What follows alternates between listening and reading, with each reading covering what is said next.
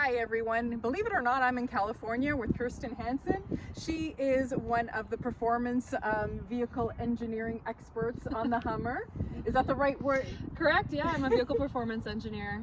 Yep. Working on the Hummer EV. This is a very important vehicle, and it is a vehicle that has a long history. It was known as a big gas guzzling vehicle, but that's no longer the case anymore. No longer the case. We've taken that nostalgic name, that Hummer brand knowledge. Everybody knows what a Hummer is, and we've turned it on its head with this brand new EV package. We still got the power, we've still got the off-road capability, we've still got the classic look, but it's an EV. Well, tell me about some of the power. Yes.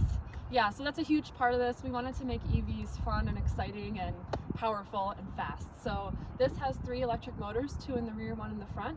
And with that, you get about over 800 horsepower, and that gets you up to 60 miles per hour in 3.5 seconds. So yeah, pretty powerful. How is it different from the truck version? So a couple differences from the truck. You may be able to tell that it's a bit of a shorter wheelbase.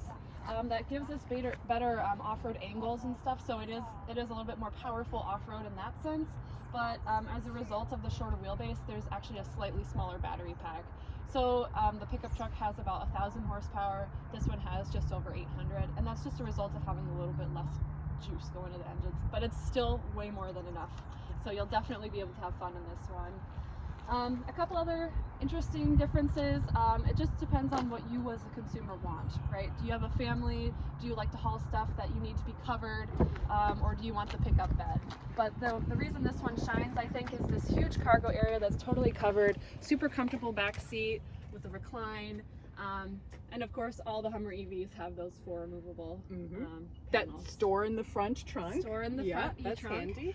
That's correct. And they also have our that's our charge port, right? And so if you want to charge, you can do the DC fast charger, or you can just do, level 2 charging. How long is it going to take roughly? So we can do up to 300 kilowatts fast charging. That gets you, I think, about 100 miles in range in 14-15 minutes. That's the number, I believe. And for level 2 charging, it's a little slower, but that's something you can do at your own home, and then you're paying, your residential electricity rates, which is really nice. So all those numbers are in the info packet. But yep. In fact, here you also have a power tailgate. Yeah, power swing gate, and here again I'll note all the cargo space that you have, super nice. We've got these buttons so you can move the seats up and down super easily if you've got something bigger that you need to throw back there. Oop.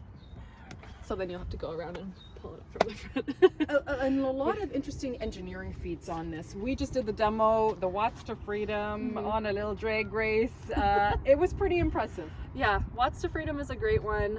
That is a multifunctional cross-team thing that we've worked on together. You've got the suspension lowering, you've got haptic feedback, the whole infotainment changes, and then of course you've got that speed. So a huge integration area. Lots of people worked on that, and it's an amazing feature. And you also have crab walk. That's also quite unique as well. Yes.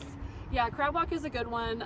It may seem like something more of a party trick that you show to your friends, but we've tested these in Moab, in Arizona, up, all over Michigan, and crab walk has actually gotten us out of a couple tight situations off-road, so it's actually really functional as well as fun. And you've also tested this vehicle at your proving grounds, I believe also in Kapuskasing, Ontario, in Canada, where we do the cold weather testing of the battery. That's something really important because people are concerned about. Absolutely. Yeah, you don't ever want to have to sacrifice performance. You expect your vehicle to work no matter the conditions. So yeah, we test on sand, we test on gravel. As part of my job with the brake system, we test in the UP of Michigan. We have a big test facility with ice and snow fields, and we test ABS, traction control, all the safety features from that perspective. And yeah, we're testing the battery, the propulsion system through cold but also extreme hot. So we do have a test facility in Yuma, Arizona, which is extremely different from Ontario or northern Michigan. So we cover the whole suite. And the battery itself, it runs along the bottom of the floor? Correct. It's almost like a skateboard. It runs between the two axles. Yeah. And compared to the truck, it actually has fewer modules? That's correct, yes. So it has, I believe the truck is a 24 module and this is a 20 module battery pack. So slightly smaller, but you're still getting about 300 miles of range out of this. So But still heavy. Like weighs as much as what, a Honda Civic? Yeah, the batteries are heavy. It is a lot of mass to contain that much energy. And I know there are, I have heard, concerns about safety and stuff, but we have integrated that weight, has been integrated since the inception of this vehicle, right? Everyone on the engineering team has known about it, and every other piece and component on this vehicle is sized accordingly. Your brakes are appropriate. You've got regen braking. We have stopping distance numbers that we meet. So safety is always like the #1 priority when we design these vehicles. And the Ultimate battery pack is so flexible too that it allows you to bring vehicles to market a lot faster. Exactly, and yeah, exactly. It's a really flexible platform. So all of the batteries in our Lyriq, our Hummers, and every upcoming EV that GM is launching is going to be on the same platform, which is amazing when you think about how conventional vehicles have hundreds of different engines and bodies and platforms and stuff, and we're able to kind of use one core system. Yeah, and we're probably going to see a lot more Hummers rolling down the line. That's the goal. Yeah, we've certainly sold a few. And yeah, I don't have the exact numbers, but I believe model year 24, all the reservations are filled up and people are excited to get their Hummers out on the road. Yeah, so if you want one, you'll have to wait until 2025. Thanks so much, Yes, Kirsten. no problem. Thank you.